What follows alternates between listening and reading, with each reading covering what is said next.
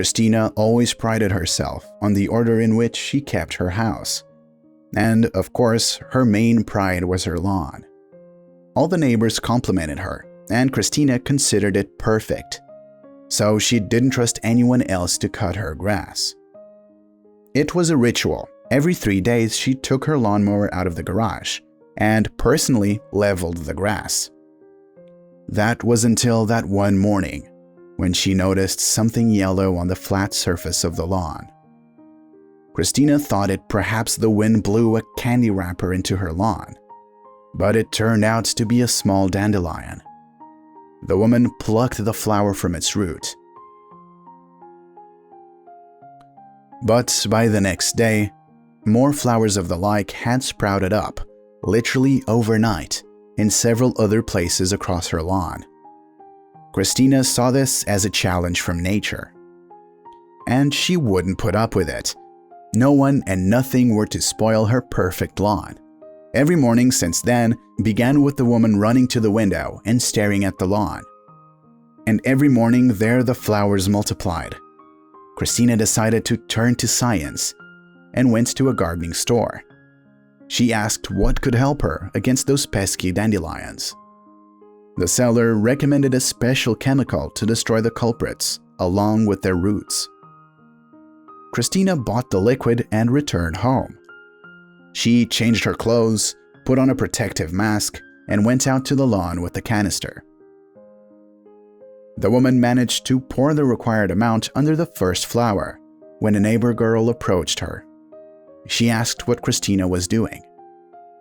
The young girl listened intently and frowned.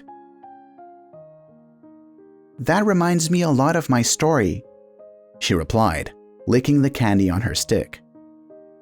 For some reason, Christina was very interested in the little girl's answer, said with such an assertive tone. Christina set the canister aside, took off her mask, and asked more about the story. "I didn't like going to the dance," the girl reasoned, "because there was a dog that always barked at me and my mother. But one day my grandmother came to the dance with me. I was naughty, and I made up all kinds of excuses, and then I told my grandmother the truth. She laughed and told me it wasn't going to be like that on that day. We went to the store and got sausages, so thick and big. The dog started barking that day too, and Grandma threw him a sausage. The dog ate it and wagged its tail. I gave him a sausage too, and we became friends. And now I really love going to the dance, but only not because it's where we dance, but because I get to meet the dog I've become friends with."